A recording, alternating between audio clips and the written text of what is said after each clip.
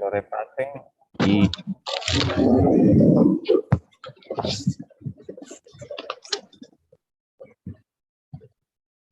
ya.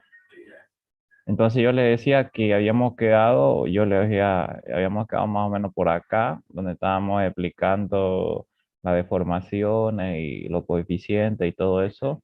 Yo le había pedido a ustedes que ustedes repasen esto y porque aquí lo que hago netamente es agarrar y a través de las ecuaciones de equilibrio deducir las ecuaciones de equilibrio y ecuaciones de compatibilidad de deformación, deducir lo que son las fórmulas que vamos a utilizar nosotros para el diseño que vamos a realizar a las secciones de hormigón armado, sin olvidar que estamos analizando secciones sometidas a flexión, ¿no es cierto? O sea, momentos flectores, digamos, a esfuerzo de flexión. Entonces aquí en este documento están las fórmulas que vamos a ocupar nosotros para el diseño, ¿ya? Entonces, en función a esta fórmula que explica este documento cómo realizar esa deducción, viene y sacamos este formulario que tenemos aquí, ¿ya? Entonces, fíjense que este formulario es el que vamos a ocupar nosotros para secciones rectangulares, ¿ya? Secciones rectangulares sometidas a momentos flectores, ¿ya? O sea, secciones rectangulares son básicamente secciones rectangulares sometidas a flexión, ¿no? Entonces, este es el formulario que vamos a aplicar precisamente. Pues habíamos visto que cuando el momento es positivo, la armadura principal va abajo porque las tensiones de tracción o las fuerzas de tracción se producen en la parte inferior y las tensiones de compresión en la parte superior, ¿no? Entonces, nosotros obviamente colocamos la armadura de refuerzo principal en la posición donde se desarrollan las tracciones, ¿no? Entonces, momento positivo, armadura abajo. Momento negativo, armadura arriba, ¿no? Armadura principal arriba. Ahora la tracción, la fuerza principal de tracción está en la parte superior, ¿no? Parte superior, por eso el refuerzo principal va arriba. Entonces eso es lo que tenemos que saber, ¿no? Y obviamente la distancia que vamos a ocupar para el diseño, ¿no? O sea, como ser la D, que es la altura que vamos a denominarla como la altura útil, como ser el DS, que es el recubrimiento mecánico, distancia desde el baricentro o centro de gravedad al borde más cercano, de altura útil y todo eso, ¿no? Toda esa nomenclatura que se utilizan. Y acá están las fórmulas, obviamente, que vamos a ocupar, ¿no? Los pasos que hay que seguir. Estas fórmulas que ustedes ven acá son las que se deducen en el documento que yo les dejé para que ustedes lo repasen, ¿no? Todas estas formulitas directamente de dónde salen están ahí, ¿no? De dónde salen están ahí en ese documento que yo les dejé, ¿no? Entonces ahora vamos a iniciar con los ejercicios de aplicación y vamos a ver un primer ejemplo. Primeramente vamos a ver cómo se hace el diseño, o sea, cómo se calcula la cantidad de armadura requerida para resistir, para resistir la fuerza de flexión a la que va a estar sometida el elemento, en este caso el elemento de viga. Y posteriormente, esto lo vamos a diseñar, ¿no? O sea, vamos a hacer el diseño. Pero posteriormente vamos a ver al revés, digamos, ¿no? Ya una sección diseñada y vamos a aprender cómo se calcula o cómo se determina el momento para la cual fue diseñada esta sección, digamos, ¿no? Porque fíjense que acá ya está diseñada, ya está la cantidad de armadura que se va a utilizar, las dimensiones de la sección de hormigón y todo eso, ¿no? Entonces veamos este primer ejemplo. Entonces ahí dice, para la vía que se muestra en la figura se pide calcular las armaduras necesarias para resistir los esfuerzos normales generados por la flexión máxima, o sea, por el momento máximo, ¿no? Entonces hay que diseñar, hay que calcular la armadura necesaria para resistir el momento flector máximo al que va a estar sometida esta viga. Entonces la viga es una viga de 8 metros sometida a una carga uniformemente distribuida, tanto muerta de 0,95 como carga viva P de 0,85 y además a una carga puntual que va a estar en el medio, muerta de G de 2,7 toneladas y viva P de 2,35 toneladas. Entonces, lo primero que tenemos que hacer es obtener la carga de diseño. La carga de diseño y luego el momento máximo, ¿no? O sea, la fuerza interna de flexión máxima. Entonces, la carga de diseño se obtiene aplicando los coeficientes de mayoración de acuerdo a las combinaciones que me da la normativa, ¿no? Entonces, aquí solamente tengo cargas gravitacionales, tanto muerta como viva, entonces coeficiente de mayoración para la carga muerta es 1.2 y coeficiente de mayoración para la carga viva es 1.6. Ahí obtenemos la carga de diseño, que como su nombre lo dice, son las cargas para las cuales se realiza el diseño de la sección, ¿no? Carga de diseño o carga última, ¿no? Fuerza última. Entonces 1.2 carga muerta, obtengamos la carga de diseño puntual, 1.2 carga muerta más 1.6 carga viva, ¿no? Y aquí es un solo tramo que tengo yo, ¿no? Es un solo tramo, no es necesario posicionar la carga viva en cierto lugar, ni nada, directamente la carga viva en todo, digamos, ¿no? Porque aquí solamente tengo un solo tramo, ¿no? Si tuviera dos tramos, que vamos a hacer más adelante ejemplo así, ya hay que posicionar la carga viva para que me genere los máximos esfuerzos, ¿no? Y tramo, habíamos dicho que se denomina distancia entre apoyo a apoyo. Entonces aquí solamente hay un solo tramo, ¿no? No es necesario que diga este tramo sí, este tramo no, ¿no? Para la posición de la carga viva. Aquí es el estado completo, normal, que me va a generar los mayores esfuerzos internos de flexión, ¿no? Entonces, 1.2 carga muerta más 1.6 carga viva, tanto para la puntual como para la uniformemente distribuida, obtenemos la carga puntual de diseño, que es esta, y la carga uniformemente distribuida de diseño, que es esta, ¿no? Entonces, ahí tengo ya el esquema con las cargas mayoradas, y a continuación lo que voy a hacer es obtener el momento máximo. Obtengo la fuerza de flexión máxima. Directamente, ustedes aplicando ecuaciones de equilibrio, calculamos las reacciones tanto en A como en B, y luego el momento máximo obviamente va a estar ubicado en el punto medio, ¿no? Aquí debajo de la carga puntual, ¿no? La carga puntual me da al medio, ahí va a estar el momento máximo, ¿no? Directamente ustedes pueden hallarlo como Q por L cuadrado sobre 8 más P por L sobre 4, ¿no? Una fórmula más directa, digamos, para hallar ese momento máximo. Entonces, calculan ustedes el momento de flexión máxima y es precisamente acá donde ustedes tienen que trabajar bastante y tienen que hacer recuerdo, ¿ya? Porque, como yo les dije en la primera clase, la mayoría le pela aquí. No saben calcular bien su momento máximo, ¿ya? Aunque no lo crean, la mayoría le pela ahí y es ahí donde tienen más problemas, porque lo de más adelante es aplicar fórmulas, ¿no? Entonces, esto es isostática, ¿ya? Por eso es que en hiperestática les vuelven a recordar a ustedes isostática porque acá lo van a usar bastante y es lo primero que hacen y donde no le pueden pelar, ¿ya? Obviamente esta es una viga que también puede entrar al examen, que no es tan complicada y el ingeniero en el examen no le mete cosas complicadas, o sea, no se los complica tanto en la parte isostática.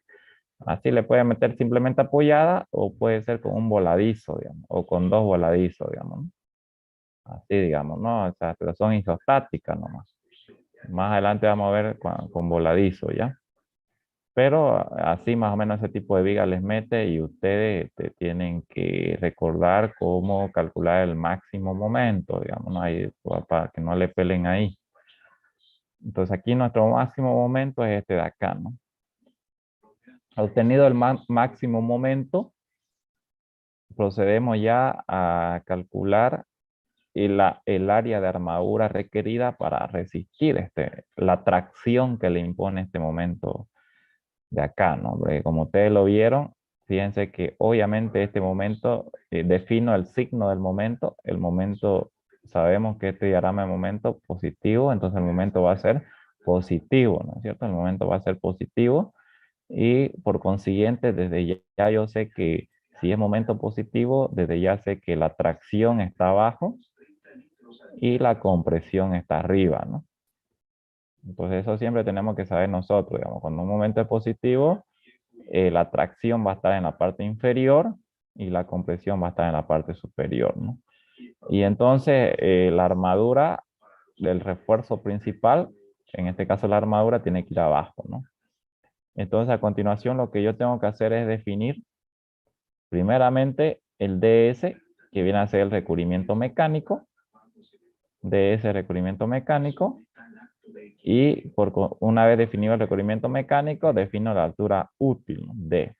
Entonces, me voy a venir al documento este, donde está mi formulario, y vamos a decir lo siguiente. Fíjense ustedes que ese DS, ese recubrimiento mecánico, como yo les mencionaba acá, dice que es la distancia que hay del baricentro de las armaduras hasta el nivel más cercano, en este caso nivel inferior, y acá va a ser al nivel superior en caso de momento negativo, ¿no? Sin embargo, ese DS yo no lo conozco, no lo puedo conocer desde el principio. ¿Por qué? Porque no tengo la distribución de armadura, no conozco la distribución de armadura. Entonces, al no conocer la distribución de armadura, no puedo conocer el baricentro del grupo de barras, digamos. Entonces, ¿qué es lo que tengo que hacer yo? Lo que tengo que hacer yo es adoptarlo, digamos. Adoptarlo desde el inicio. Y para adoptarlo desde el inicio, hay ciertos criterios que se pueden manejar, que son válidos, y los criterios pueden ser de dos maneras, ¿ya? Pueden ser estos que ustedes ven acá en función del momento de diseño que tienen ustedes, porque obviamente ustedes pueden darse cuenta que este criterio de acá está basado en el hecho de que mientras más momento yo tenga, más brazos voy a necesitar, digamos. O sea, más brazos voy a tener, en pocas palabras. ¿Por qué? Porque seguramente que mientras más momento yo tenga, más momento solicitante, digamos, seguramente que la cantidad de barra va a ser mayor, digamos. Y seguramente que no solamente voy a necesitar una sola fila de acero, sino de barra, sino que seguramente que voy a colocar más filas arriba y etcétera. Entonces, en pocas palabras, mientras el momento sea mayor, el centro de gravedad se va a subir más para arriba, digamos. O sea, va a estar colocado un poquito más para arriba, que si es que yo tengo solamente una sola fila de barra así, digamos. Entonces, en pocas palabras, mientras más momento yo tenga, mientras mayor sea el momento, mayor cantidad de barra voy a tener y por lo consiguiente mayor recubrimiento mecánico voy a tener, porque al tener mayor cantidad de barra seguramente que voy a tener dos filas de acero, dos filas de fierro, y el recubrimiento mecánico va a subirse o va a desplazarse más para arriba. Mientras menor sea el momento, menor cantidad de barra voy a necesitar aquí. Y el recubrimiento, seguramente que una sola fila de barra cuando el momento sea pequeño, y el recubrimiento mecánico va a estar ahí nomás, ¿no? Parte de abajo, ¿no? Y es por eso que adoptamos este criterio que está acá, digamos. Generalmente el recubrimiento mecánico va entre 4 a 7 centímetros. No se le suele colocar más de 7 por el hecho de que no nos conviene que nuestro brazo de palanca sea un brazo de palanca que produce el momento resistente sea menor, ¿no? O sea, cada vez menor, porque mientras más se recorre ese recubrimiento mecánico, el brazo de palanca Z, que es la distancia que hay entre la compresión y la tracción, va a ser cada vez menor, ¿no? Porque el brazo de palanca Z, digamos que es igual a D, altura útil, menos A sobre 2, digamos. A es la altura del bloque de compresión, digamos, que lo vamos a calcular ahorita.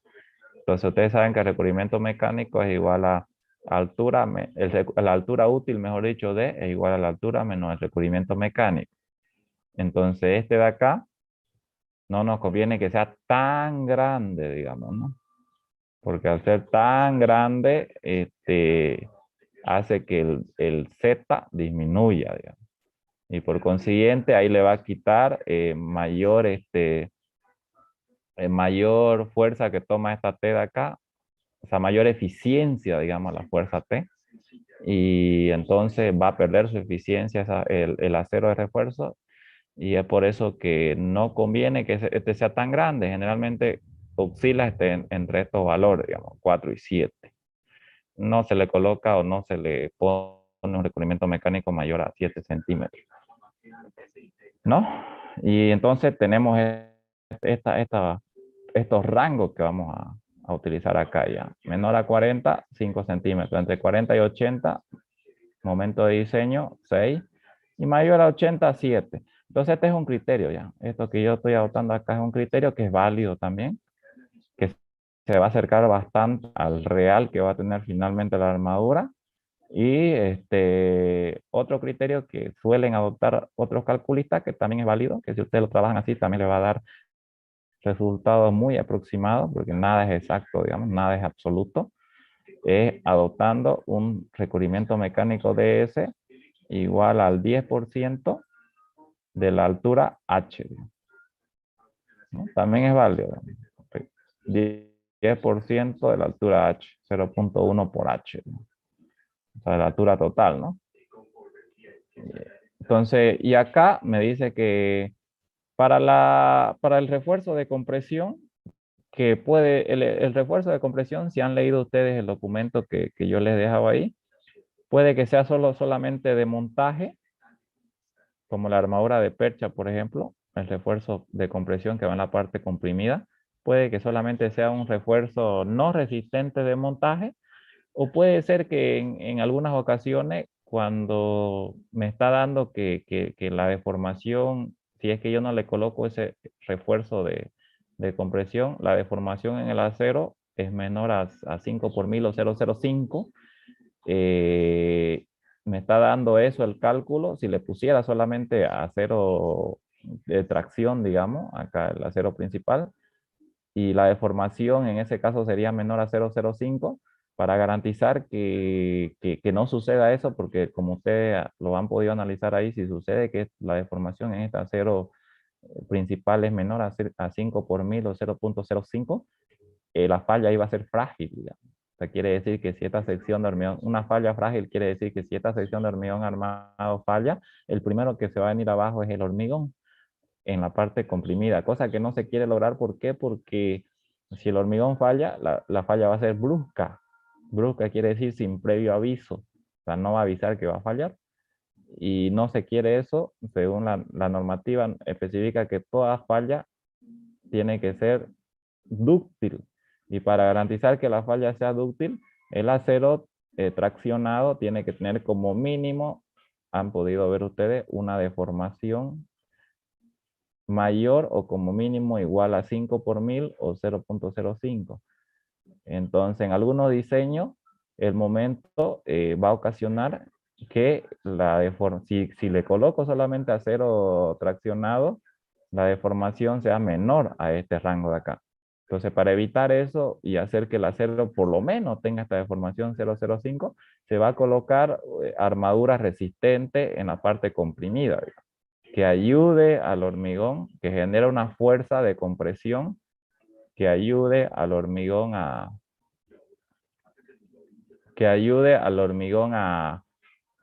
garantizar esto, que la deformación sea en el acero traccionado sea como mínimo igual a 0.05. Todo esto está en el documento que yo le pasé la anterior vez para que ustedes lo repasen, ¿no? Está en este apartado de acá, fíjense. Pero si yo le dije, por favor, me lo van estudiando, le dije, no, ¿dónde está? Está aquí. Aquí, fíjense. La norma exige que como mínimo sea mayor a 0.05, la deformación en ese acero. En función a esta deformación, igualamos, digamos, y vemos cuál es la reemplazamos acá en la ecuación de deformación, este valor es 0,5, y vemos cuál es la altura límite del eje neutro, ¿no? La altura límite C del eje neutro, límite, que mayor a esa no puede ser, digamos, para garantizar precisamente esto, que como mínimo sea igual. Entonces calculamos la altura límite del eje neutro, calculamos la altura límite del bloque ficticio al límite, y luego podemos calcular, reemplazando aquí, un momento límite de referencia, ¿no? Que este momento de referencia, phi por m límite, que se denomina como m límite, me va a decir a mí, me va a dar precisamente esa información. Porque cuando este momento de referencia sea mayor o igual al momento de diseño, desde ya yo sé que mi deformación va a estar garantizada, que va a ser mayor a 0,05. Pero si ese momento de referencia límite es menor al momento U de diseño, Desde ya yo sé que si solamente le coloco acero traccionado, mi deformación en ese acero va a ser menor a 0,05. Por consiguiente, la falla, si es que esta sección llega a la falla, va a ser frágil. O sea, se va a venir abajo sin aviso, sin previo aviso. Cuando falla primero el hormigón, es una falla brusca, se viene abajo sin aviso, cosa que no se quiere lograr.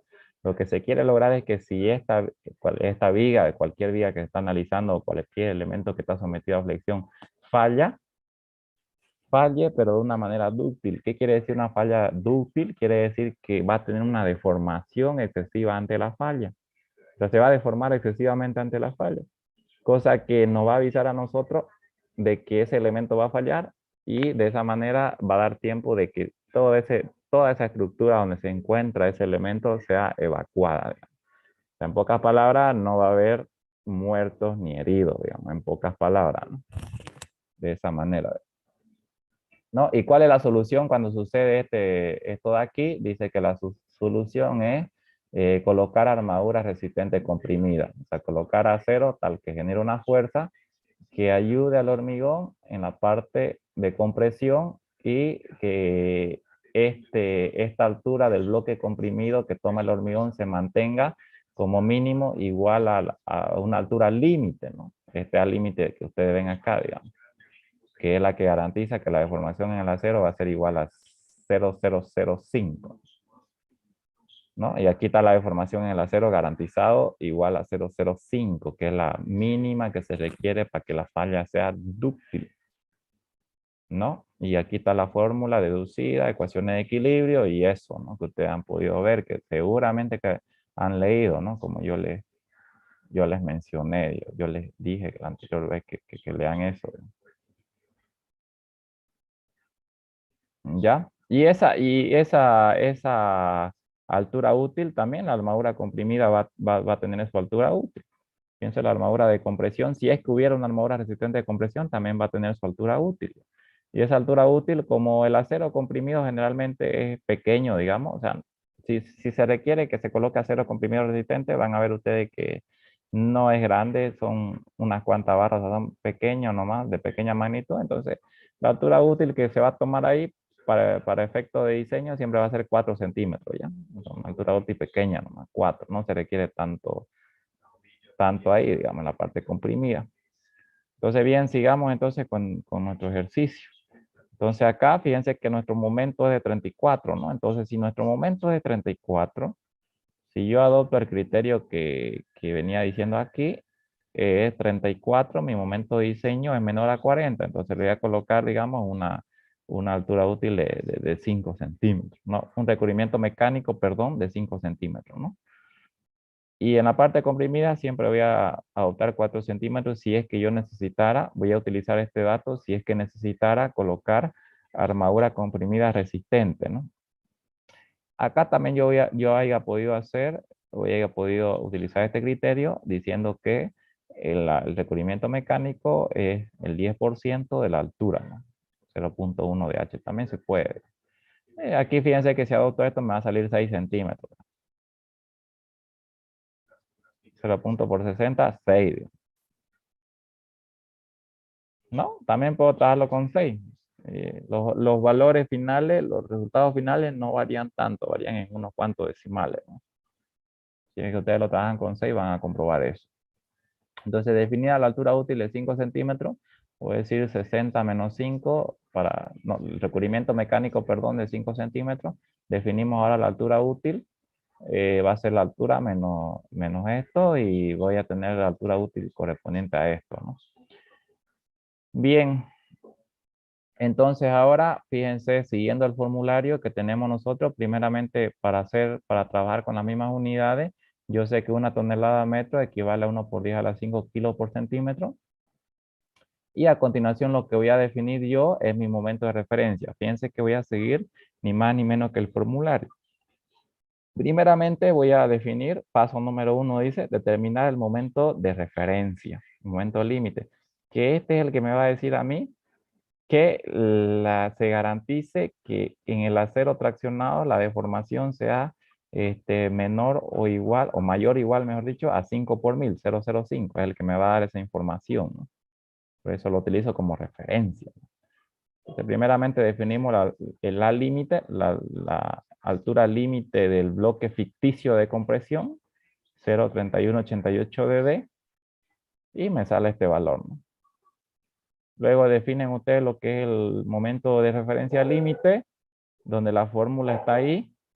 Aquí está la fórmula. Este FC' es la resistencia del hormigón máxima compresión, que es dato del problema. La base la tienen, esto lo tienen, de altura útil, y entonces reemplazan en esta ecuación, ¿no? Reemplazan en esa ecuación. Fíjense, entonces la resistencia máxima del hormigón a compresión es dato del problema, acá está. Dice que es un hormigón de 250 kilos por centímetro cuadrado o de 25 megapascal. Es un H25. Y entonces reemplazamos, ¿no?, en esa fórmula. A límite es esto. Base de la sección es 25. Y entonces ahí tienen ustedes, ¿no? Ahí tienen el valor del momento de referencia. Y a esto me va a dar en kilo por centímetro. Bien, entonces yo lo que tengo que hacer es transformarle en tonelada a metro, ¿no? Entonces yo sé, por conversión, sé esto de acá. Una tonelada a metro equivale a 1 por 10 a la 5 kilos por centímetro. Acá lo tenemos ya el valor en toneladas metro, ¿no? Entonces fíjense que una vez que ustedes calculan ese valor de referencia, siguiendo el formulario, a continuación lo que tienen que hacer es, como paso número 2, comparar ese momento límite de referencia para ver qué ecuaciones voy a usar, ¿no? Entonces fíjense ustedes que tengo un primer caso yo, que es el caso en el que ese momento límite sea mayor al momento de diseño. Entonces en este caso, esto lo que me está queriendo decir que es que se garantiza que el, el acero traccionado va a tener una deformación mayor a 0,05 o 5 por 1000, digamos, ¿no? Una deformación unitaria mayor a 0,05. Aquí obviamente se da en deformación unitaria, pero esto es un porcentaje de la longitud, ¿ya? Si ustedes quieren conocer en centímetros cuánto vale eso, la deformación en centímetros de cuánto va a tener ese acero, tienen que multiplicar esa deformación unitaria por la longitud de la barra, digamos, ¿no? Por ejemplo, si yo quiero conocer cuál es la deformación que adquiere una barra que tiene una longitud, digamos, de cuánto, pongámosle de 6 metros. ¿Cuánto es la deformación permisible para que este acero falle primero que el hormigón? Puedo decir delta L va a ser igual a 0,005, 5 por 1000, por la longitud 6 metros, 600 centímetros. Entonces, ¿cuál es la deformación permisible que tiene que tener esa barra para que se garantice que va a fallar primero que el hormigón? 3 centímetros. Si es que ustedes lo quieren ver en centímetros, ¿no? Nada más que aquí cuando trabajamos ya en centímetros es propia de la barra, digamos, propia de esta barra de 6 metros, digamos. Por eso es que se trabaja en porcentaje para generalizar, digamos, para decir una barra de X longitud, digamos, ¿no? Entonces, fíjense que esta barra de 6 metros máximo puede adquirir una deformación de 3 centímetros para que se garantice que va a fallar ella primero, ¿verdad? Tiene que tener mayor o igual a 3 centímetros, una deformación mayor o igual a 3 centímetros, ¿no? Ya. Entonces, esto es lo que se garantiza aquí. Deformación unitaria de mayor a 0,05, lo que decíamos. Si sucede el primer caso. Si sucede el segundo caso, el caso en el que el momento límite sea mayor al momento de diseño, aquí lo que está sucediendo básicamente es que al suceder esto, la deformación, si es que yo aplico esta misma fórmula y diseño solamente con acero traccionado, entonces la deformación en ese acero va a ser menor a 0,05. Entonces aquí yo, para garantizarme a mí que para garantizarme que la deformación en el acero mínimamente va a ser igual a 0,05 o 5 por 1000, tengo que agarrar y colocar armadura de compresión resistente que me genere la fuerza que ayude al hormigón, tal que ese hormigón tenga en su bloque comprimido una altura máxima de A límite, ¿no? A límite, máxima, que no sobrepase ese A límite, digamos. No sobrepase al límite ni a la altura de la línea neutra C límite, ¿no?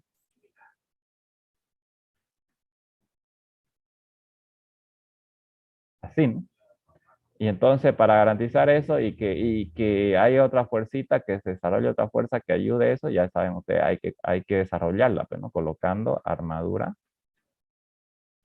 prima, o sea, armadura resistente en esa parte comprimida.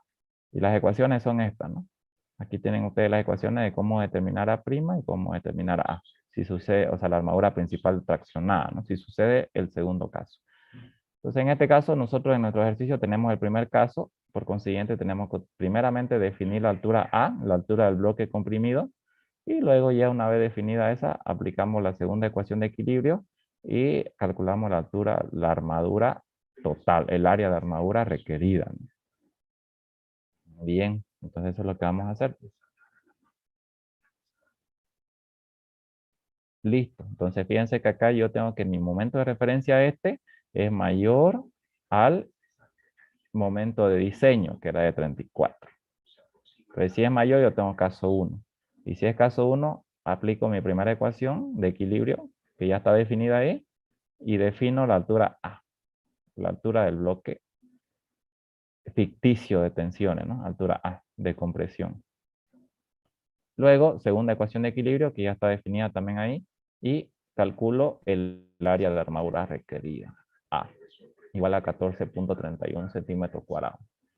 Bien, entonces de esa manera ya hemos calculado el área de armadura requerida para soportar la tracción que le impone el momento de diseño, ¿no? A la parte traccionada. Pero por normativa, esta armadura de acá jamás debe ser menor a una armadura mínima, algo que se conoce como armadura mínima. Entonces, esto jamás debe ser menor a la armadura mínima, donde en el capítulo número 5 a ustedes le habla de las armaduras mínimas. Acá donde dice cuantía mínima por esfuerzo térmico y retracción, son dos, ¿no? Una cuantía mínima por temperatura, o sea, quiere decir por esfuerzo térmico y de retracción que se pueden producir, o una cuantía mínima por flexión, porque a veces obviamente el momento es tan pequeño que aparentemente no necesitaría, digamos, armadura de tracción porque el momento, la parte traccionada del hormigón en teoría puede resistir esa fuerza de tracción porque este momento de diseño es pequeñísimo, digamos. Pero para garantizar la seguridad y como mínimo ese momento sea igual al momento por el cual el hormigón se empieza a fisurar y por el cual la fuerza de tracción deja de desarrollarse aquí, se tiene que colocar una cuantía mínima que garantice eso, que garantice que por lo menos el momento con el cual el hormigón empieza a fisurarse, se desarrolle, digamos, ¿no? Se desarrolle esa fuercita ahí para ese momento por el cual el hormigón empieza a fisurarse. Y aquí les habla de eso, ¿no? Aquí le dice cómo se hace esa deducción y todo eso.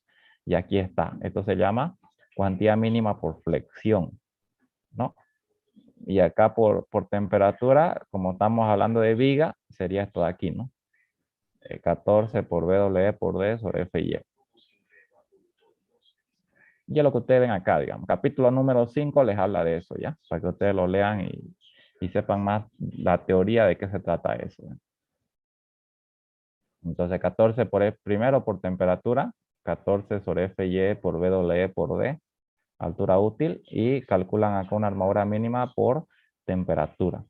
Luego, por flexión, para que se desarrolle como mínimo el momento de fisuración, aplican esta fórmula y todos los datos son conocidos. FC' es resistencia máxima a compresión del hormigón y FY es la resistencia a la fluencia máxima del acero, que es dato el problema, 5000. Y me sale esto. De estos dos valores adoptan el mayor. El mayor es por temperatura, ¿no? 3.85 centímetros cuadrados. Una vez tienen la armadura mínima, tienen que comparar con la armadura requerida que han calculado. Entonces, esta armadura requerida para el momento de diseño jamás debe ser menor a la mínima. Entonces, en este caso cumple. Pero si esta de acá fuera menor a esta, se tiene que adoptar como armadura a colocar la mínima. Si es que esta de diseño de acá fuera menor a esta mínima. Se coloca como armadura a colocar la mínima. En este caso no se requiere porque está correcto que esta es mayor a esta, ¿no? Por eso su nombre lo dice, es mínima, menor a esa no se puede colocar. Luego, en la parte superior, como aquí no se necesita acero comprimido resistente, lo que se hace es colocar un acero de montaje en la parte comprimida, para, qué sé yo, para que el estribo cuelgue bien ahí, para que el estribo sea bien cerrado y se cuelgue. Y entonces eso se denomina como armadura de percha, ¿no? Es una armadura de montaje en la parte comprimida. Esa armadura de percha va a ser el 30% de la armadura mínima, ¿ya? 0.3 a la armadura mínima. Así se lo estima de esta manera. De esta manera lo vamos a estimar, digamos. El 0.3 de esto me sale este valor de acá. Luego, en función de la altura que tenga la sección, hay una armadura que se coloca en la parte media y que se la tiene que colocar por seguridad porque para aquellas secciones con altura grande, digamos, bien grande, o sea, se dice que se empiezan a aparecer fisuras en la parte media, que eso es lo que se quiere evitar, digamos, por algunos esfuerzos, por la gran altura que pueden desarrollarse, por la gran altura que tiene la sección, digamos, ¿no? Entonces esa armadura se conoce como armadura de piel. Pues decir, si la sección tiene una altura menor a 60 centímetros, no se va a necesitar esa armadura de piel, ¿ya?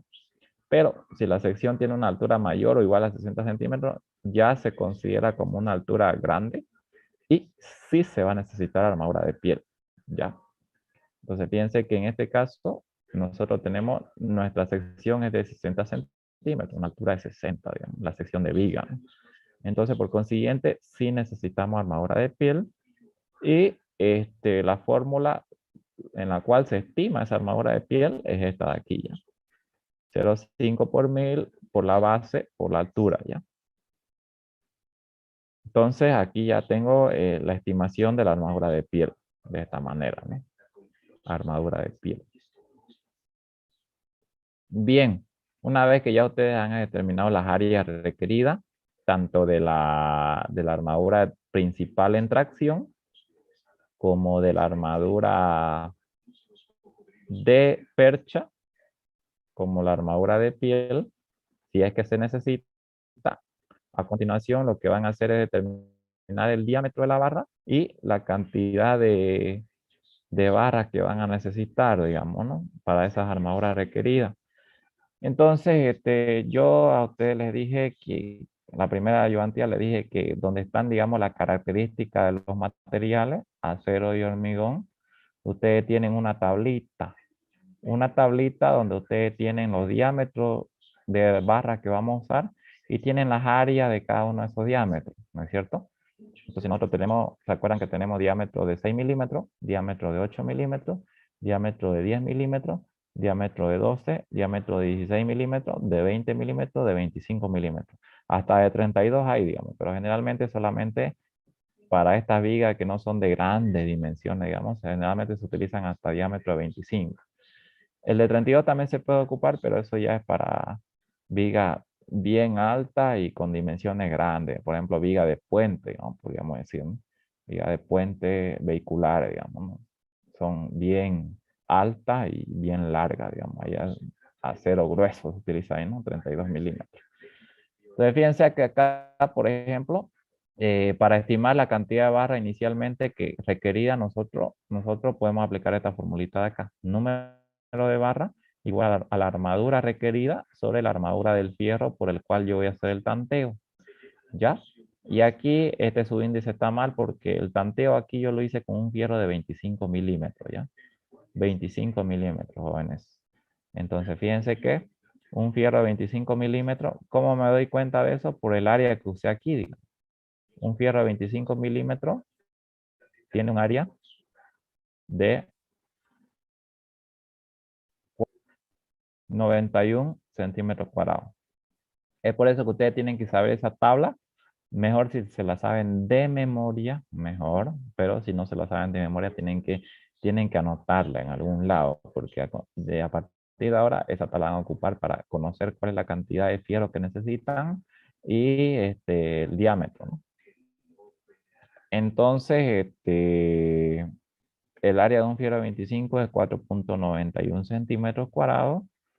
Y reemplazamos, pero para un fierro de 25, ¿cuántas barras necesito? Dice. Entonces yo reemplazo la armadura requerida, es la que me dio el cálculo, y la parte inferior es el área de la barra del fierro, ¿no?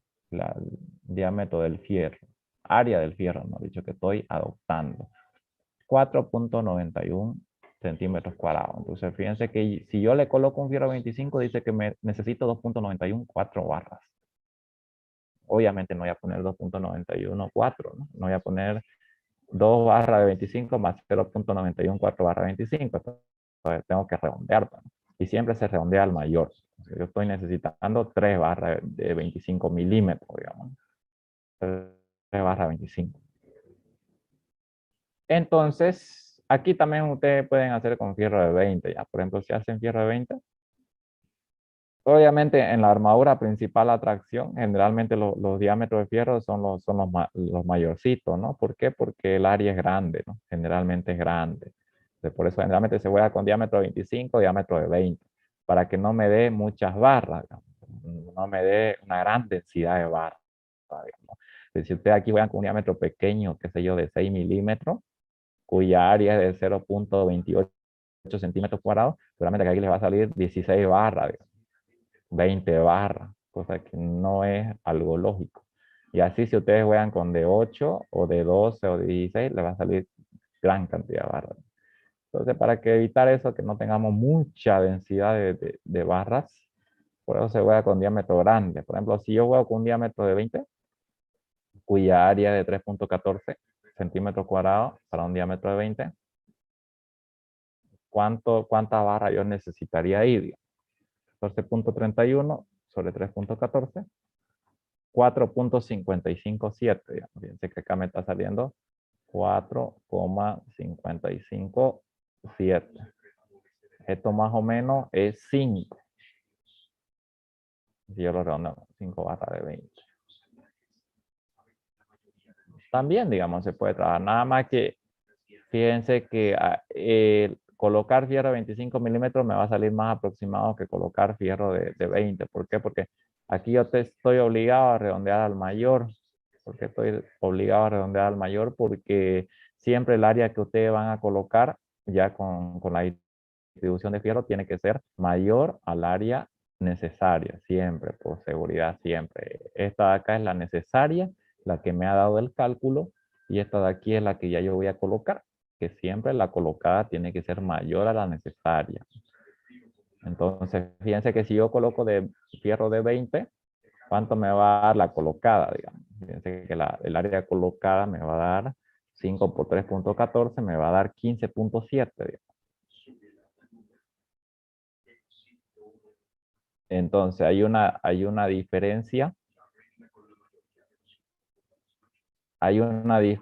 con respecto a la necesaria de cuánto. 15,7 menos 14,31, hay una diferencia de 1,39, ¿no? Centímetros cuadrados. Y si yo coloco de 25, que es lo que hice acá, hay una diferencia de cuánto. Repito que la colocada siempre tiene que ser mayor o igual a la necesaria, ¿ya? Entonces hay una diferencia de 0,42 centímetros cuadrados. Entonces fíjense que Piense ustedes que la de 25, colocar barra 25, 3 barra 25 me dio una mayor, una menor diferencia, ¿no? Y por consiguiente voy a tener una mayor economía colocando esta cantidad, ¿no? Barra 25. Puedo colocar 5 barra 20, pero ahí voy a ser un poco más antieconómico, ¿no? Porque la diferencia es 1.39 centímetros cuadrados. Y ustedes se pueden dar cuenta sin necesidad de hacer este cálculo que yo he hecho acá, en los decimales que les ha salido. Bueno, fíjense que con barra de 20 me salió 0.557, mucho más alejado a la unidad que con barra de 25, que con barra de 25 me salió 0.914, más cerca o casi cerca de la unidad, digamos. Entonces eso quiere decir que ahí de esa manera también me doy cuenta que voy a ahorrar más acero, digamos, entonces voy a ser más económico, ¿no? Que también hay otro aspecto que hay que ver, ¿no? Hay que ver también la economía, solamente colocar y colocar, ¿no? Seguridad y economía van de la mano, ¿ya? Ya. Entonces de esa manera, ya ahora para la armadura de percha, aquí ya como las áreas, fíjense que son pequeñas, ya puedo jugar con diámetro pequeño, ¿no? Entonces, aquí yo, por ejemplo, le coloqué 2 barras de 10 milímetros, digamos, ¿no? El área de una barra de 10 milímetros. ¿Cuánto es el área de una barra de 10 milímetros? Es de 10, ¿no? Es de una sola barrita es 0.79. Entonces, 2 por 0.79 me da un área de 1.58. Esta va a ser la colocada y esta es la requerida, ¿no? 1.15. También ahí pude haber colocado 3 barras de 8, digamos, 3 barras de 8 milímetros, que seguramente me va a dar el diámetro de una barra de 8 milímetros, ¿cuánto es? Es 0.5, digamos. Entonces con 3 yo logro un área colocada de 1.5 centímetros cuadrados, pero ahí van a ser 3, digamos, ¿no? Y no va a ser mucha la diferencia. Fíjense que el ahorro es decimal 0.08 nomás centímetros cuadrados, el ahorro, ¿no? Si aquí yo coloco 3 barras de 8. Pues no es tanto, no es como hace ratito, ¿no? Fíjense que el ahorro acá era algo de 1 centímetro cuadrado, ¿no? El ahorro va a ser, cuando yo le expliqué acá, digamos. Ahí sí ya cuando es grande el ahorro, ya conviene colocar una barrita más y cosa que el ahorro sea, por ejemplo, ¿no? Sea más significativo. Y la armadura de piel, para la armadura de piel, fíjense que yo tengo 0.75 centímetros cuadrados acá, ¿no? 0.75 centímetros cuadrados de acá. Y aquí la cantidad está mal, ¿ya? Aquí no fueron 3 barras, fueron 2 barras de 8, ¿ya? O sea que 2 barras de 8 me va a dar a mí un área colocada de 1 centímetro cuadrado, ¿no? Porque una barra de 8 tiene área de 0.5 centímetros cuadrados. Entonces, por 2 va a ser 1 centímetro cuadrado, ¿no? 2 barras de 8. ¿Ya?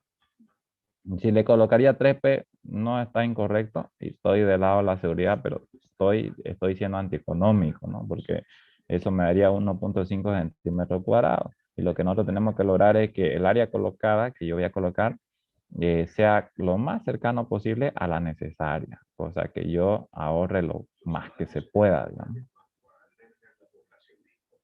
Bien, una vez que ya ustedes tienen elegida la distribución de sus barras, o sea, la cantidad de acero que van a colocar, a continuación lo que tienen que hacer es distribuirla correctamente. Entonces, inciso B dice determinar la distribución correcta de las barras. Muy bien, entonces ya yo sé que el acero principal, que es el traccionado, va a ir en la parte inferior, en la parte de abajo. ¿Por qué? ¿Por qué? Porque mi momento es positivo, bueno, la fuerza traccionante está abajo. Entonces, fíjense que una primera opción es la que yo estoy distribuyendo acá, distribuir las 3 barras de 25 en una primera camada, en una primera fila, así como ustedes la ven acá, digamos. Pero esta distribución va a estar condicionada por una separación mínima que tienen que tener las barras, una separación mínima entre las barras. Dice que la separación mínima es el mayor o igual entre estos dos valores, o 2.5 centímetros o el diámetro de la barra mayor.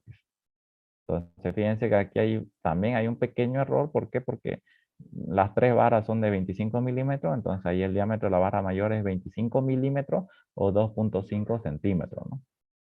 Ahí tiene que ser 2.5 centímetros. Entonces, de estos dos valores adopto el mayor. El mayor es 2.5.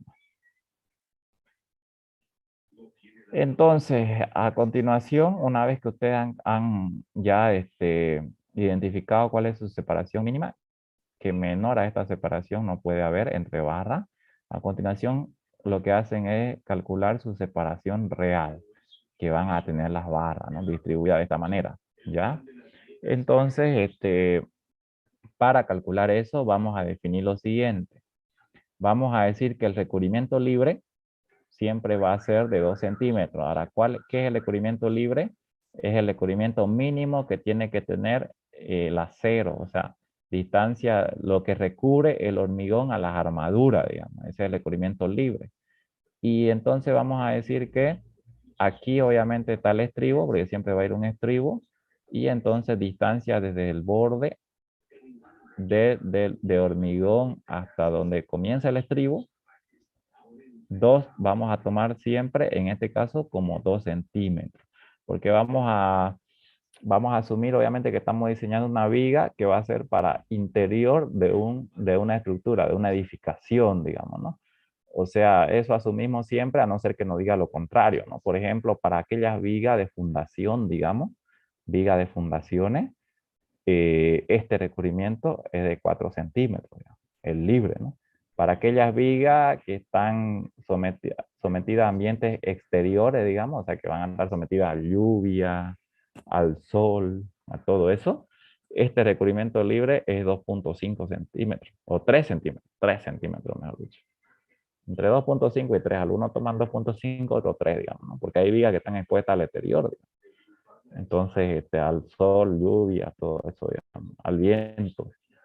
Pero generalmente nosotros acá asumimos que la viga que estamos diseñando o la sección que estamos diseñando va a estar por dentro, digamos, en el interior de una edificación. Pues ahí no va a estar sometida ni a lluvia, ni a sol, o va a estar, digamos, pero a poca intensidad o poca magnitud que si es que estuviera en exteriores, ¿no? O sea, no, afuera, digamos, en pocas palabras. Entonces nosotros siempre aquí vamos a tomar 2 centímetros, digamos, recubrimiento libre de 2 centímetros, ¿no? Eso es para evitar, ese recubrimiento es el mínimo que se da para evitar que entren agentes exteriores y evitar la corrosión que puede tener el acero, ¿no?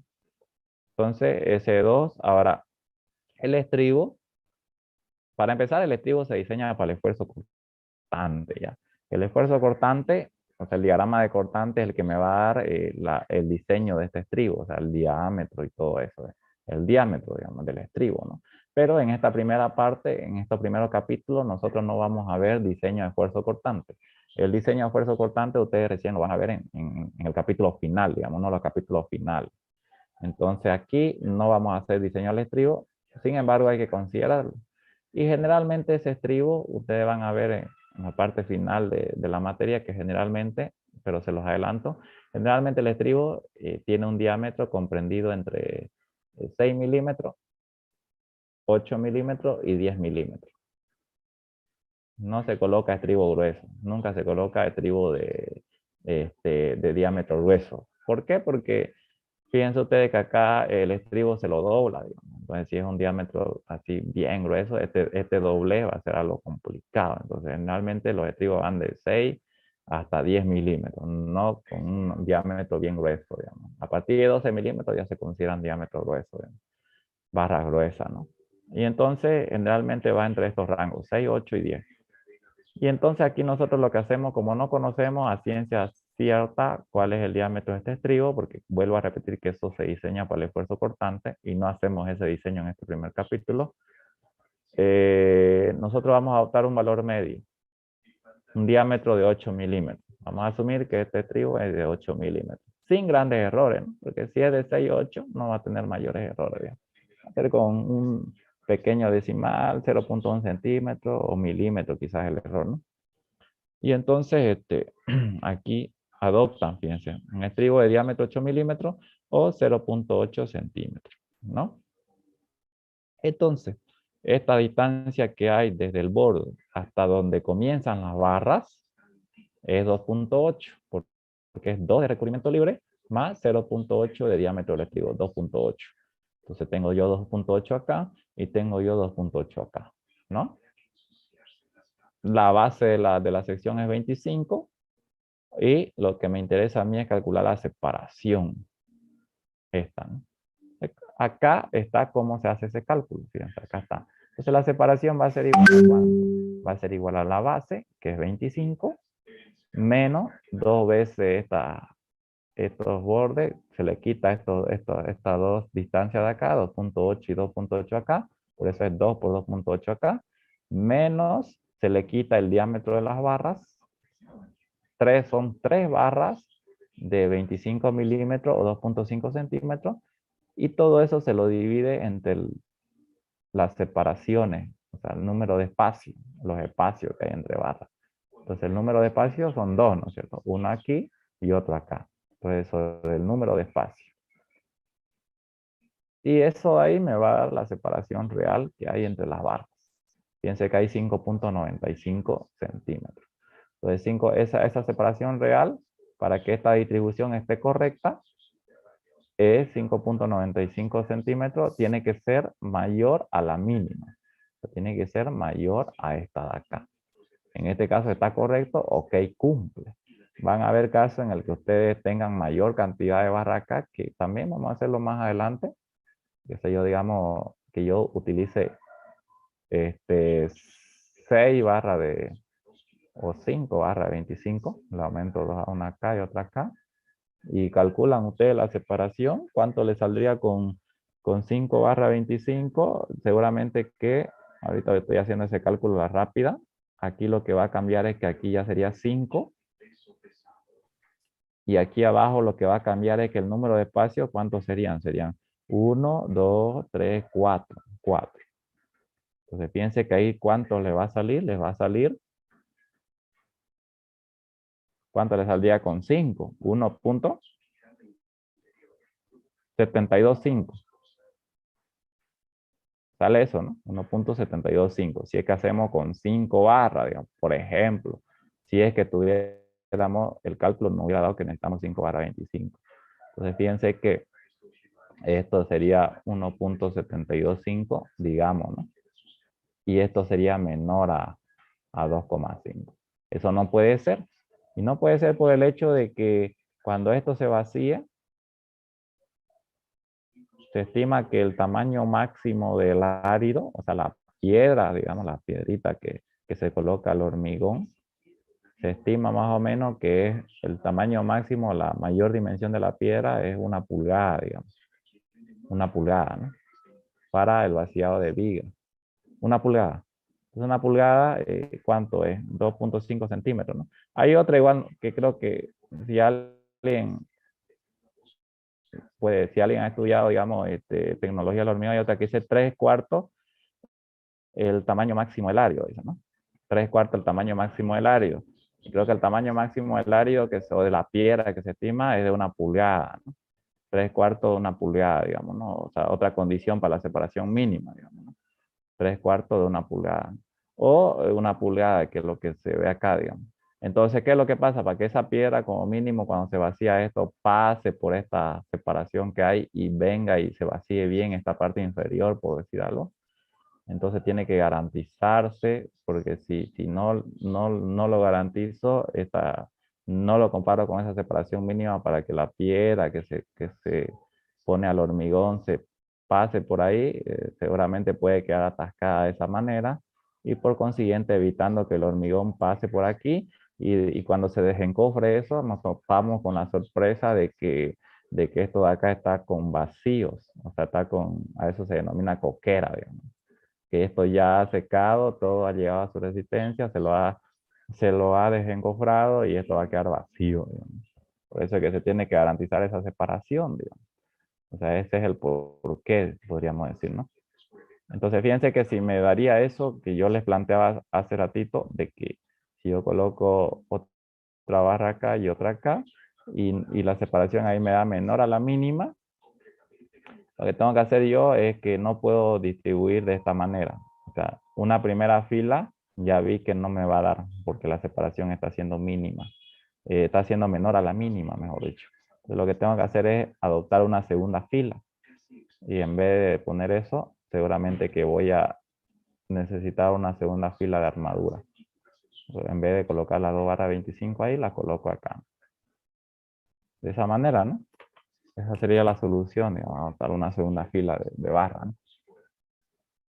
Listo, aquí nos ha cumplido bien. Entonces no hay problema. Y finalmente, una vez que ya ustedes observan que le cumple, hacen el detalle final. Hacen su detalle, ¿no? Ahí están las 3 barras 25 aquí en la parte inferior. Acá está las 2 barras de las armaduras de piel que la hemos calculado aquí. 2 barras de 8 era, ¿no? Por cara ya. Se la coloca en cada borde o en cada cara. Esa 2 barras de 8. Y acá está la armadura de percha, ¿no? 2 barras de 10. Percha, ¿no? Que va, esa armadura de montaje que va en la parte comprimida. ¿Ya? Entonces de esta manera se hace el diseño. Hemos hecho un ejemplo de diseño, ¿no? Cómo es que se diseña una sección de hormigón armado necesaria para resistir el momento máximo al que va a generar la carga, ¿no? Para el cual va a estar sometida la viga, ¿no? Bajo esta carga de acá que genera la carga, ¿no? Este momento máximo de diseño que genera la carga, ¿no? Que me dan, ¿no? Entonces ese sería un ejemplo de diseño, ¿no? De esa manera. Vamos a hacer otro ejemplo, pero ahora al revés. Una sección ya diseñada, con acero ya colocado. O sea, es un proceso inverso, digamos, un proceso al revés, digamos, que ya te dan la sección diseñada y que te piden a vos, primeramente, calcular para qué momento o cuál fue la magnitud del momento para el cual se diseñó esta sección. Por eso acá dice, para la sección rectangular indicada, calcular el máximo momento flector último para que la sección resulte controlada por tracción. Y luego obviamente te va a pedir que comprobes si efectivamente esta sección fue controlada por tracción o no. Quiere decir si es que se garantizó que la deformación en el acero traccionado es mayor a 0.05 o no. El cálculo deberá realizarse planteando las ecuaciones de equilibrio y de compatibilidad de deformaciones. Los materiales son FC, resistencia máxima a la compresión del hormigón, 280, y la resistencia del acero es 5000. Acá me da, fíjense que me da ya los recubrimientos. Recubrimiento mecánico de la armadura traccionada. Desde ya sé que la armadura inferior es la traccionada porque es la de mayor magnitud, 4 fierros de 32 milímetros, fíjense. Y la otra, porque fíjense que acá también me da acero comprimido, ya me lo está dando, acero comprimido, 2 fierros de 20, con un recubrimiento mecánico de 4 centímetros, dice acá, ¿no? 4. Bien, entonces veamos cómo se da esto. Entonces desde ya yo sé que si abajo, porque fíjense que este es el esquema de tensión y deformación, el esquema de cuerpo libre, tensión y deformación. Desde ya sé que abajo, como está la armadura principal, está la parte traccionada, desde ya. Y si abajo está la parte traccionada, arriba está la parte comprimida. No sabemos eso. Siempre se va a generar, en la flexión siempre se va a generar una parte traccionada y una parte comprimida. Entonces desde ya yo sé que si abajo está la armadura principal traccionada, que es siempre la de mayor magnitud, abajo está la parte traccionada y arriba, en la parte opuesta, la comprimida, ¿no? Entonces tenemos la línea neutra, que es la línea que divide de parte comprimida de parte traccionada. Tenemos las dimensiones de la sección, dice que una base de 30 centímetros y una altura de 70. Tenemos la altura útil, como me da aquí el recubrimiento mecánico de 6 centímetros, entonces yo la altura útil la puedo definir desde el centro de gravedad a la parte opuesta en compresión, entonces va a ser igual a 70 menos 6, ¿no? Tengo 64 de altura útil. Cubrimiento mecánico de las armaduras comprimidas que aquí me las impone es de 4 centímetros, ¿no? Que aquí me lo da igual, fíjense. Bien, entonces a continuación lo que tenemos que hacer nosotros es que tenemos que saber cómo va el diagrama de tensiones. El diagrama de tensiones va así. Aquí abajo la fuerza de tracción siendo tomada por la armadura principal. Aquí arriba se genera obviamente el diagrama teórico de compresión generado por el hormigón o tomado por el hormigón. Y ya sabemos con una altura de 0.85 veces prima, ya esto lo vimos. Y aquí se desarrolla la fuerza de tracción por este acero traccionado, ¿no? Y aquí la resultante de este diagrama de compresión, obviamente, que va a ser igual a la tensión, que es 0.85 veces prima, por el área, ¿no? El área que es por A, que es donde actúa toda esta tensión. El área donde actúa toda esta tensión es la base por la altura A, ¿no es cierto? Su altura. Buenos días, Fabio. Una consulta, disculpa que te interrumpa. ¿Sí? Este, donde está el enunciado del ejercicio, se ve que está ahí un cuadrito. ¿Dónde? Arriba del enunciado se ve que tienes un cuadro así rayado. Ah, ya, debe ser de los menús el menú de Zoom que a veces se interpone, pues, ¿no? Sí. Pero, sí, es el menú de Zoom. Ah, ya está bien. Ya, el menú Vale, de disculpa. Zoom, el cuadrito rayado que ven ustedes, digamos, ¿no?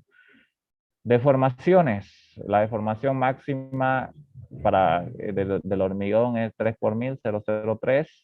Y acá vamos a conocer, no conocemos la deformación del acero. Esa es la que vamos a determinar para ver si esto efectivamente se ha diseñado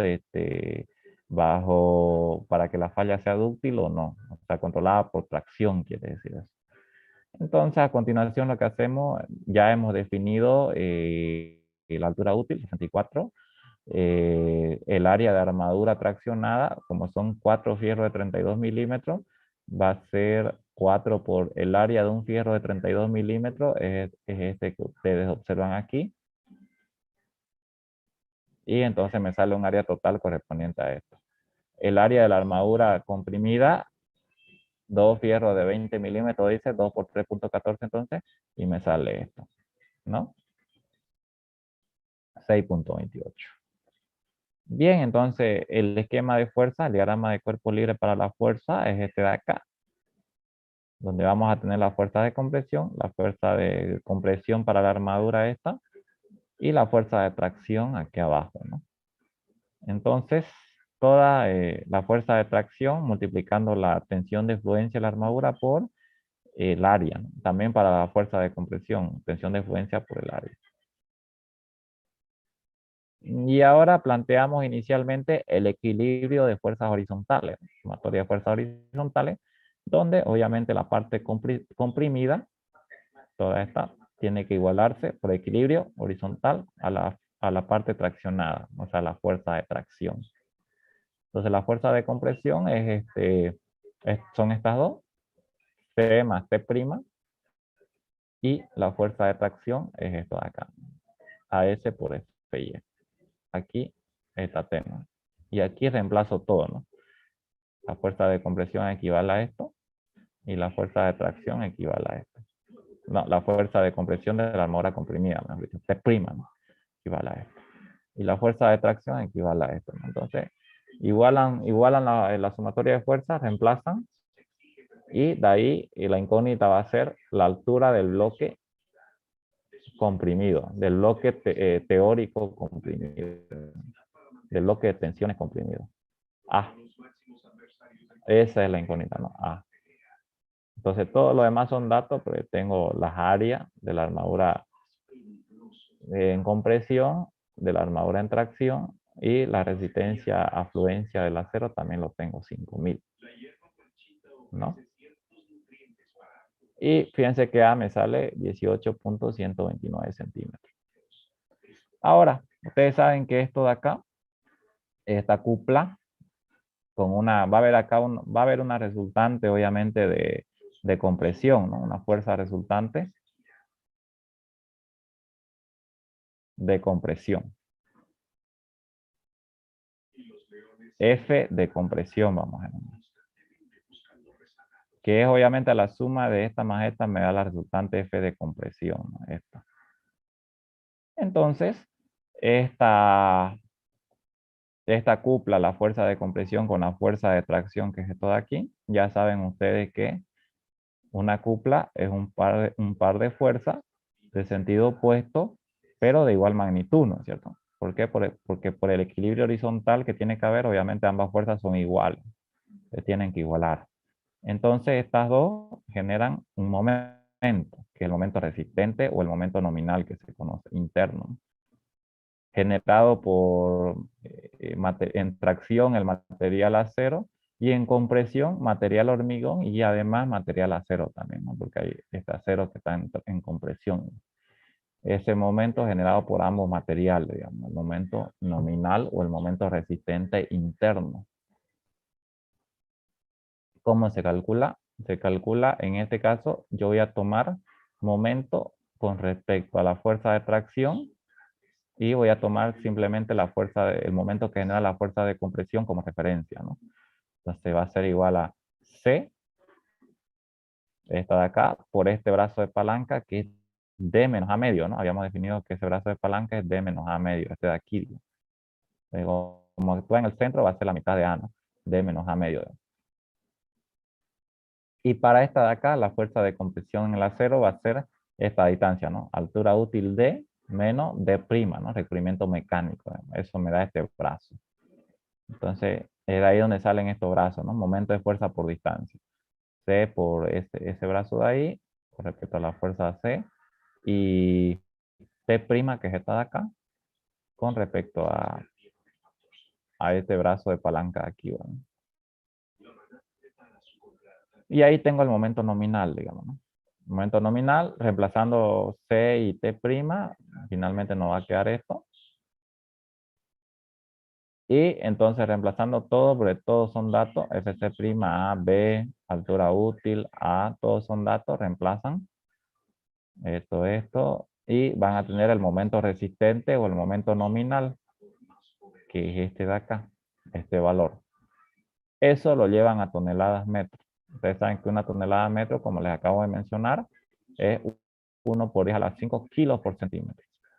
Entonces, el momento resistente que desarrolla el material, o el momento nominal, es este. Y por el equilibrio que tiene que existir, el momento resistente, ya afectado por su coeficiente de minoración, porque se afecta con coeficiente de minoración acá, tiene que ser mayor o igual al momento de diseño para que se equilibre esto, ¿no es cierto? Para que este momento de diseño, ya saben ustedes que es generado por la fuerza externa, por la carga externa. Ha sido generado por la carga externa. Entonces, lo que resiste el material internamente tiene que ser siempre mayor o por lo menos igual a lo que genera la carga externa, que es el momento último de acá. Por consiguiente, se lo igualan. El momento último o el momento para el cual se ha diseñado esta sección, igual al momento resistente interno, este coeficiente de minoración es 0.9, lo adoptamos como 0.9 porque este coeficiente de minoración va a estar en función de la deformación que tenga el acero traccionado en este ejercicio, vamos a comprobar ahorita, pero lo adoptamos inicialmente como 0.9, pero según ustedes han visto acá, aquí, en esto, o aquí también le dice, fíjense, cuando la deformación del acero sea mayor o igual a 0.05 o 5 por 1000, obviamente la sección va a estar controlada por tensión o tracción y ese coeficiente es 0.9. Cuando la sección esté en transición, o sea entre 0.05 y 0.02, que es en esta etapa de aquí, en transición, disminuye. Ese coeficiente de minoración va disminuyendo desde un valor de 0.9 hasta un valor de 0.65 linealmente, ¿no? Y que se lo puede pillar con esta fórmula que ustedes ven aquí. Esto es la deformación del acero, ¿no? Y cuando la deformación en el acero traccionado sea menor a 0.002, ese coeficiente va a ser de 0.65 netamente de minoración, de resistencia. Estamos aquí, ¿no? Entonces, fíjense acá que tenemos que la deformación en el acero se pilla con esta fórmula, ¿no? Ahora aquí hay algo incorrecto y aquí vamos a solucionar algo que no está bien, que se lo voy a decir ahorita que Lo que no está bien es esto de acá. Fíjense que yo les decía que la relación que hay entre la altura ficticia del bloque comprimido con la altura real del bloque comprimido, que es la posición de la línea neutra, es esta de acá, ¿no es cierto? A ficticia va a ser igual a beta real, o sea, beta C. Y este valor de beta es 0.85 para resistencia de hormigones menor o igual a 300 kilos por centímetro cuadrado, ¿no es cierto? En nuestro ejercicio, nuestra resistencia es 280, entonces beta es, y casi siempre va a ser así, 0.85. Entonces esta es la relación. Por consiguiente, acá si yo quiero C, la altura real, tengo que decir que va a ser igual a la altura ficticia sobre 0.85. ¿No? Y sin embargo, acá yo lo puse mal. ¿Por qué? Porque por hacerlo rápido le puse C igual a 0.85. Y esto no está correcto. Esto está incorrecto. Y esto sería entonces, vamos a hacerlo ahorita a pulso así. A va igual a cuánto. No, C igual a cuánto. C igual A sobre 0.85. Entonces acá sería A, ¿cuánto nos había salido? Nos había salido 18.120 sobre 0.85. ¿Cuánto es eso? 21,32. 21, 32. por consiguiente, la deformación en el acero, ¿cuánto me sale? En vez de reemplazar 15.71, ustedes reemplacen 21.32 aquí, ¿no?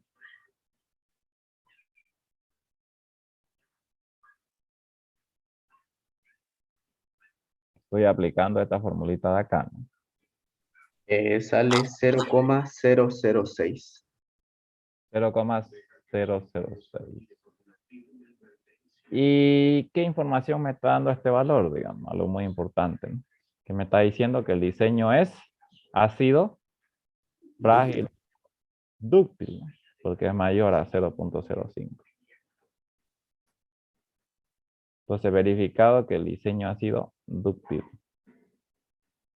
Por consiguiente, el coeficiente de minoración que yo ocupé está correcto, que es 0.9.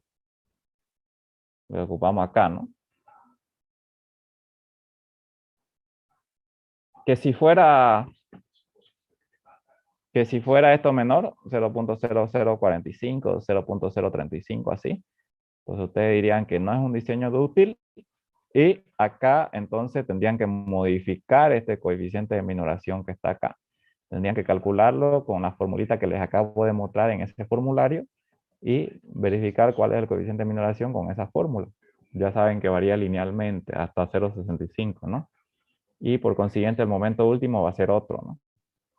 Pues sería ya aplicando ese nuevo coeficiente de minoración al momento nominal o resistente este de acá, ¿no? Y ahí dirían ustedes, con este momento se ha diseñado esta sección, ¿ya?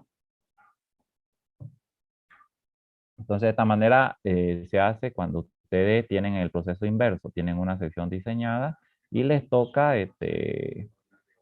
calcular el momento para lo cual fue diseñado eso, ¿no? Pero, sin embargo, no siempre yo la voy a tener así facilita, porque fíjense que acá ya está, ya, y generalmente el ingeniero si les pone en el examen así, ya les pone el recubrimiento mecánico para que todos trabajen con un mismo valor, digamos, 6 centímetros. Pero sin embargo, por ejemplo, en los ejercicios de práctico, él, como ser esto de acá, él no les da, digamos, ya no les dice tomen o agarren un recubrimiento mecánico de tantos centímetros, sino que le da así más o menos. Entonces, fíjense acá, esta de aquí, por ejemplo, esta sección, inciso A, me está pidiendo para empezar lo mismo. Está pidiendo que calcule el momento para el cual fue diseñado y que compruebe si el diseño ha sido dúctil, frágil o cómo ha sido, digamos. Entonces acá lo que se tiene que hacer es lo siguiente, fíjense. Voy a explicar esa partecita ya. Obviamente aquí tengo la parte traccionada aquí abajo y acá arriba la parte comprimida, ¿no? Y entonces, Entonces acá, como ustedes lo vieron cuando nosotros hicimos el diseño, en el primer ejercicio, acá va a ir un estribo, obviamente. Siempre va a ir un estribo. Se tiene que considerar ese estribo porque la vara se pone a la altura ya restándole la magnitud del estribo, siempre, digamos. Siempre va a tener estribos. Entonces, como yo les mencionaba hace ratito, hay que tomar los 2 centímetros de recubrimiento libre. Siempre. Más 8 milímetros de estribo, adoptando 0.8 centímetros. Y es ahí donde nacen estos 2.8 centímetros que ustedes ven ahí, que es hasta donde comienzan las barras. Pero, sin embargo, yo quiero hasta el baricentro. Y como son una sola fila de barras y todas las barras son del mismo diámetro, 4 barras de 20 milímetros, el baricentro va a estar a la mitad, obviamente. Va a estar a la altura, a la mitad de todo esto. Entonces, ahí es donde nosotros tenemos, ¿qué tenemos ahí? El recubrimiento. ¿Qué hay ahí? El recubrimiento. ¿Cómo se llama ese recubrimiento? Geométrico, creo. Mecánico. Mecánico. El geométrico es este 2 centímetros que vos ves aquí. Recubrimiento geométrico o recubrimiento libre es lo mismo. ¿Ya? El recubrimiento mecánico. DS o RM, que es la distancia desde el baricentro del grupo de barra hasta el borde inferior. Entonces, fíjense cómo se calcula el recubrimiento mecánico. ¿Cómo se calcula? 2.8 más, como son fierros de 20 milímetros, acá es 2 sobre 2, ¿no? 2 sobre 2. Por eso es importante que asistan a la ayudantía porque algunos documentos vamos a corregir algunas cosas, ¿ya? Entonces 2.8 más 2 sobre 2, ¿cuánto es? 3.8, ¿no? Ese es el recubrimiento mecánico para esto, que es lo más importante que hay que definir, ¿no? Luego ya lo otro es lo mismo que hicimos, ¿no? Lo mismo, planteando la ecuación de equilibrio horizontal, calculan A y luego calculan el momento último. Nada más que acá lo hice más directo. Ahora, ¿qué es lo que pasa aquí? En este segundo, de acá. Lo que pasa aquí es que ya tenemos barra de diferente diámetro. Porque fíjense que yo tengo 2 barras de 25, que evidentemente me la da en la esquina, y 4 barras de 20, que están colocadas uniformemente en la parte media. Entonces ahí ya tengo barras de diferente diámetro. Entonces no puedo decir que el centro de gravedad del grupo va a estar al mismo nivel, digamos, como aquí. Que el centro de gravedad del grupo va a estar al mismo nivel porque todas son del mismo diámetro. Entonces acá, cuando ya sé que no todas están al mismo nivel, entonces lo que tengo que hacer yo a continuación es agarrar y calcularlo, bueno, el recubrimiento mecánico, porque obviamente ya sé que, vamos a ponerlo acá, con ya sé que el estribo va a ir ahí. Obviamente acá no está bien calibrado esto, pero ya ustedes se imaginarán eso, el estribo va a ir ahí. Entonces, a continuación, van a calcular esta fórmula de momentos estáticos para determinar ese baricentro. ¿Cómo lo vamos a hacer? Pues, primeramente, para estas barras que son de 25 milímetros, calculan el Y, este brazo de palanca. Lo queremos con respecto a este nivel de acá, para determinar el recubrimiento mecánico. Entonces, para la barra de 25 milímetros, ¿cuánto sería el Y? Que es distancia desde el eje donde yo quiero que me bote eso hasta el centro de gravedad. ¿Cuánto sería el Y para la barra de 25? Vamos a poner Y 25. Sería 2.8 más 2.5 sobre 2, ¿no? 4.05. ¿Están de acuerdo que es 4.05 y entendieron de dónde salió? ¿O no? A ver, hablen o callen para siempre. ¿Y cuánto era el recubrimiento libre, por ejemplo? 2 centímetros. El estribo 0.8 y queremos hasta el centro. Entonces sería Está 2. bien, 405. Está bien, ¿no? Para el que no le entendió es porque esto es 2, recubrimiento libre es 2, el diámetro del estribo es 0.8 Y entonces hasta aquí, hasta donde comienzan las barras, ¿sería cuánto? Sería 2.8, ¿no? Y como queremos hasta el baricentro, yo estoy calculando el Y de la barra 25 hasta su centro, entonces sería hasta, hasta la mitad, por consiguiente sería 2.8 más 2.5 sobre 2, ¿no? Es ahí donde salen este 4.05 que está acá. Y como son dos barras, las dos esquineras que están ahí sería 2 por el área de esa barra. Barra 25 tiene un área de 4.91 por ese brazo de palanca, 4.05. Más, vamos con la 4 barra de 20. ¿Y cuánto sería el Y para la barra de 20? Aquí no está bien, pero bien calibrado esto, porque tiene que estar ahí al ras, pues se apega al estribo, pero ya ustedes se pueden dar cuenta, ¿no? ¿Cuánto sería hasta el centro? Y de 20, ¿cuánto es? El Y de la barra de 20 sería 2.8 más 2 sobre 2, ¿no? 3.8. Aquí vamos a corregir, ¿ya? ¿Están de acuerdo que es 3.8? Sí. Sí, ¿no? Entonces, como son 4 barras de 20, área 3.14 por 3.8. Y todo, fíjense que ya hemos incluido todo esto, porque considerar todas las áreas, todo el grupo de barras. Ahora me falta incluir esto, sobre esto, dice. Y es sobre el área total, ¿no es cierto? O sea, las 2 barras de 25 más las 4 barras de 20. Y eso me da este valor. Seguramente por alterar esto, que 3.8 va a alterarse un poquito esto. Pero lo importante es que sepan de dónde sale esto ya. Y entonces de esta manera se determina el DS o el recubrimiento mecánico del grupo de barra. De esta manera se determina cuando el grupo de barra no tienen el mismo diámetro. Ahora, una aclaración más acá, porque seguramente cualquier otro lo estará pensando. ¿Qué pasa? Esta última aclaración ya para acabar. Si yo tengo acero en una segunda fila, podrán preguntarle. Se hace de la misma manera, así como ustedes tienen acá. Seguramente el baricentro o el centro de gravedad se va a desplazar un poquito más para arriba, acá digamos, porque ya le estoy poniendo más arriba barras. Y tienen que calcular las Y para esta segunda fila de acá. Y como referencia toman que la separación entre camadas, entre fila, siempre la van a tomar como la mínima disponible, que en este caso casi siempre es 2.5 centímetros o 1 pulgada, digamos. Entonces, esa separación entre camada y camada, borde del fierro hasta este borde es 2.5. Entonces, por ejemplo, para terminar, si estos dos fueran fierro de 25 milímetros, ¿cuánto sería su Y? O sea, su distancia de su baricentro hasta allá. ¿Cuánto sería? Busquémoslo. Sería 2.8 más 9.05.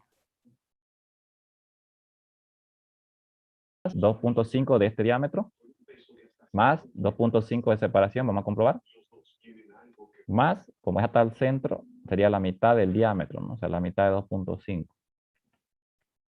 Y sale 9.05. Así de esa manera ya. Siempre, pero aquí lo único nuevo es que siempre separación entre fila a fila es 2.5. Siempre ya. Y bien, esa aclaración le quería decir para si es que se topan con algún ejercicio así como este, por ejemplo, ¿no? O en consiguiente con uno que tenga doble fila, una fila en la parte superior. ¿Ya? ¿Listo? Sí, disculpe. Aquí, por ejemplo, ¿no? Ahí, por ejemplo, ¿no? Ahí está, ¿no? Ahí está más explicado, ¿no? Ahí están las separaciones que vamos a tomar. Todos son de 25 milímetros y aquí el baricentro está un poquito más arriba. Porque ya estamos adoptando segunda fila, digamos. Fíjense, separación entre fila a fila 2.5. Y listo, ¿no? Eso sería, jóvenes. ¿Sí? ¿Alguien tenía alguna pregunta por ahí? Sí, tenía unas dos consultas. Ya. Bueno, El día miércoles le preguntamos al ingeniero respecto al práctico, la presentación y dudas, y dijo, coordínelo con el auxiliar, nos dijo. Tenía una Sí, duda respecto a los primeros dos ejercicios, ya que, no sé vale. si me permite dibujar en la pantalla, por favor. Ya brinca. Esperamos un cachingo, a ver, vamos a ver. Eh, ¿puedes dibujar? ¿Está habilitado? Sí, sí. Ya dibuja. Ya, bueno, pasa de que en el bueno, el primer y el segundo ejercicio dan apoyos de esta forma. O sea, da un apoyo, pero no se entiende, digamos, si es un apoyo fijo o un apoyo móvil, ¿no? Y eso puede, bueno, no va a variar mucho, digamos. Quería preguntarle, digamos, cuál lo tomamos, porque en el tercero ahí sí especifica cuál es móvil y cuál es fijo. Ah, ya, lo que pasa es que el primero, seguramente que es una viga, ¿no? ¿O no es una Sí, viga? sí, sí, una es una viga simple, la otra es una viga continua. Ya, lo que pasa es que si no especifica y si no te da carga horizontales, como que no hay no hay mucho problema con eso, digamos, ¿no? Porque al no tener vos carga horizontales, al no tener carga horizontales, ¿no? En esa viga, Sí, sí, no hay horizontal. horizontales no hay mayor lío en eso, digamos, identificar cuál es fijo y cuál es móvil, digamos. Yo puedo adoptar cualquiera fijo y cualquiera móvil, digamos, ¿no? O los dos fijos directamente, ¿no? Porque al no haber carga horizontales, entonces la reacción horizontal no se desarrolla, digamos, solamente voy a tener reacción vertical. En ese caso, vos adoptar los dos fijos, no va a haber problema, porque la sumatoria de fuerzas horizontales no se va a desarrollar, va a ser cero nomás. Entonces, la reacción horizontal no hay, van a ser cero, porque no tenés carga horizontales. Y entonces vos podés adoptar cualquiera fijo o cualquiera móvil, digamos, ¿no? Para hacer la isostática. Y en la viga continua puedes adoptar que cualquiera sea móvil, digamos. Tiene que haber un móvil ahí. O todos móviles y un fijo, mejor dicho, para la viga hiperestática, ¿no? O continua. Ujú. Ahí no hay mayores inconvenientes en eso. El inconveniente sería identificar cuál es el apoyo móvil y fijo cuando si es que tuvieras una carga horizontal, ¿no? Entonces voy a ir a adoptar como cualquiera fijo y cualquiera móvil. Pero si te da así este tipo, por ejemplo, los apoyos fijos siempre se identifican así, así, o así. Todo esto son apoyos fijos o articulados. O también puede ser una articulación, digamos. Y los apoyos móviles son así, o así, así, o con rodillo y directamente con esto, ¿no? O así también, ¿no? Así, digamos. Así, digamos, un apoyo móvil. Entonces, aparentemente, si te lo da así, todo te lo da así, te está dando puro fijo, ¿verdad? Pero al no haber o sea, fuerza horizontal, las reacciones horizontales no se desarrollan, por eso no hay inconveniente, digamos, podríamos decir, ¿no? Solamente vas a tener verticales, digamos. ¿Ya? Ahora sí, bueno, Listo. ahí sí, bueno, y sí, ya, aunque no haya fuerza horizontal, si fuera pórtico, ahí sí ya se puede desarrollar la fuerza horizontal, pero en el caso de viga no hay problema. Auxiliar, disculpe una consulta. Creo que somos varios la materia que hemos adicionado y, bueno, no estamos incluidos en el Classroom, tampoco tenemos información sobre el práctico, cómo presentarlo. Teníamos también el anterior práctico, el de hace dos auxiliaturas, Me lo que nos presento dio. y entonces 2 semanas después de que se lo dio. El primer práctico, ¿cuándo se lo dio? ¿Qué fecha exactamente? Justo el anterior sábado. Ya, justo el anterior sábado, el primer práctico, ¿no es? Entonces, si Sí, el sí, el primer que nos dio práctico el ingeniero. el anterior sábado, ustedes tienen hasta el otro sábado para presentarlo, porque son 2 semanas después de que él se lo dio. Me lo van a presentar a mí, me lo van a subir a Classroom, yo voy a crear un grupo de Classroom y ahí lo van a subir. Práctico es conmigo, ¿ya? O sea, por eso yo la primera clase le dije que la parte práctica que incluye, que lo vamos a tomar como el 100%, que el ingeniero va a ver si esto lo toma como 15 puntos o lo toma como 20. El anterior semestre lo tomó como 20, pero hay veces que él cambia y lo toma como 15, pero nosotros lo vamos a tomar como el 100%, ¿ya? Entonces, ese 100% es todo lo que tiene que ver con los prácticos y que vamos a dar unos cuantos exámenes prácticos en función a esos prácticos. ¿Vale? Ya, entonces ustedes tienen 2 semanas a partir de cuando él se lo da para presentar esos prácticos. O sea, si se lo dio el sábado, ya tienen hasta este sábado que viene para presentarlo. Eso sería el Classroom que usted va a crear entonces, auxiliar. A crear el Classroom del ingeniero es netamente para que ustedes vean el material que él sube y los apuntes y los prácticos, ¿no? Pero netamente para eso, que si no están agregados todavía, algún compañero de ustedes que sí esté, que se los pase, pero no les afecta ni en la asistencia, digamos, ¿no? Porque la asistencia la toma en función a lo que entran al Meet, bueno. Pero ya al ingeniero ya yo le envié la lista de los correos que ustedes, que me pasaron al grupo, todo ya se lo envié. No sé si él no se ha acordado de enviarle o no ha tenido tiempo, pero ya ustedes son los que tienen que hacerle acuerdos en cada clase. Ingeniero, añádanos al Classroom, tienen que decirlo. Ya, pero solo les afecta en eso, el material que él sube, digamos. Pero que se lo pueden hacer pasar mientras no están agregados, pues, ¿no? ¿Ya? Y Auxi, ¿por qué medio se lo presentaríamos? ¿Va a crear un Classroom o a su correo? Un Classroom. Ahí me lo van a presentar, pero vayan haciéndolo, pero ya tienen una semana nomás para el primer práctico, ¿no? ¿Ya? ¿Listo, jóvenes? Disculpe, auxiliar, cualquier método que querramos podemos usar, ¿no? Para resolverlo, deformaciones, fuerza, cualquiera, ¿no? Para calcular los esfuerzos internos. Es que pide la envolvente, entonces podemos usar cualquier método, ¿no? Porque es hiperestática, sabido que era. Esa ustedes háganla con programas, nomás que van a estar haciendo programas y haciendo métodos hiperestáticos, ¿no? En el examen él no mete ejercicio hiperestático, le mete isostático, ¿no?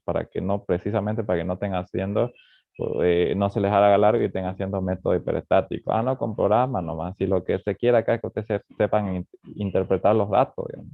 Ya los isostáticos, mejor si lo hacen a manito, obviamente, porque ahí es donde ustedes tienen que recordar isostática, tienen que recordar cálculo de diagrama de momento, cortante y eso, ¿no? ¿Ya? Pero los hiper, háganlo en programa, ¿no? Para que no se les haga largo y no estén aplicando sistemas hiperestáticos o soluciones hiperestáticas, ¿no? Método de Clapeyron, método de la carga virtual, método matriciales, método de los 3 momentos, nada de eso ya.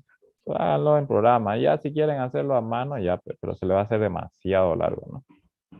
En programa hay que les bote los diagramas y los diagramas ya lo hacen a mano. Pues, ¿no? Ya los diagramas lo hacen a mano y las envolventes también a mano, pero el cálculo de los diagramas en programa para los ejercicios hiperestáticos, ¿ya? ¿Listo? Entendido, auxiliar, gracias. Ya. Entonces, ahí vamos a quedar, ¿ya? Cualquier cosa que yo sepa, yo les aviso al grupo a ustedes, ¿ya?